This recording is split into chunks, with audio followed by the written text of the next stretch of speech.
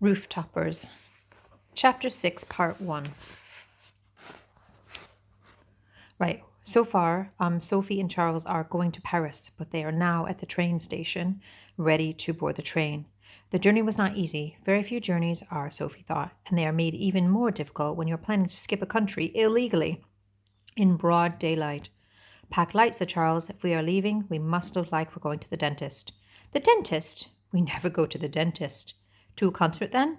One bag and nothing else. So Sophie took only her cello. She rolled up jerseys and trousers as tightly as she could and squeezed them into the corners of the cello case. When she was finished, there was a room for only one thing more. Should she take her notebook or a dress, or for just in case? A dress is camouflage, she told herself. You never know when you'll need a disguise. Grudgingly, Sophie added it and snapped shut the case.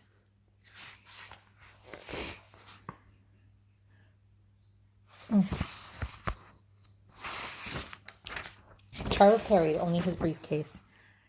Judging by the way he loaded it into the taxicab, it was very heavy. As they pulled away, Sophie thought she saw the curtain next door drop back and a figure jerk out of sight. She gasped and looked straight ahead. As they clattered down the street, she crossed her fingers and sat on them for luck. The train station, when Sophie pulled her case into it, was too full of shouting people and steam. Oh, said Sophie. Oh, no. She said it very softly. Crowds made her ache. They were too much like a sinking ship. Oh, help! She felt a strong urge to scramble up the walls and hide behind the station clock. Charles, though, was unworried. His eyes were bright. He said, Lord, it's impressive, isn't it? Smell that smell. Engine oil, Sophie. And he took in Sophie's taut face and clenched elbows. All serene, my child? Of course, sort of, almost, Sophie winced as a horde of boys went roaring past, hitting each other. Not really. Do you know, I think the best thing to do in stations is to buy a handful of your favourite food and then find a corner to sit in and stare at the ceiling. Stare at the ceiling? Why? Railway stations tend to have fantastically beautiful ceilings. Sophie tilted her head and her hat fell off. It was true.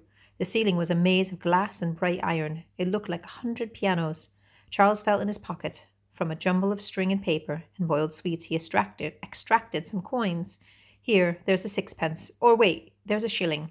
And you can buy some tea. Ask for it hot enough to burn your pipes or it won't be drinkable. Yes, thank you, of course. But wait, Charles, where are you going? To find a porter to secure our tickets. What if I lose you? Then I will find you again. But what if you can't find me? Sophie laid a hand over his overcoat. Charles, wait, don't go. She hated herself when she was like this, but her nerves were chewing at her insides. Sophie, you have hair the colour of a lightning bolt. He smiled. His smile today was a very good one. You're not easily missable. At the food stall, Sophie hesitated between an enormous Chelsea bun and those round biscuits with red jam centres that Miss Elliot had said were for common children. Sophie had never tried them, but they glinted like rubies. The woman behind the counter was a reassuring presence.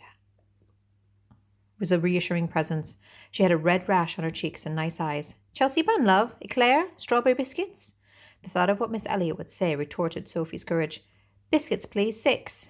There you are, love. Don't eat them all at once, or you'll make a closer acquaintance with the station privy.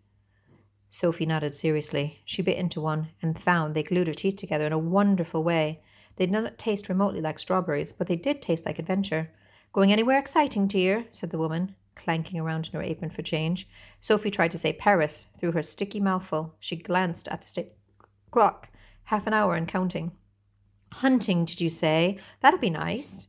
Sophie's teeth were now well and truly jammed shut. She only smiled gooily and nodded. It was true, in a way. She was going mother hunting. God and good luck go with you, then, said the woman. She wrapped a Chelsea bun in newspaper and slipped it across to Sophie. For luck. Most luck happens on a full stomach.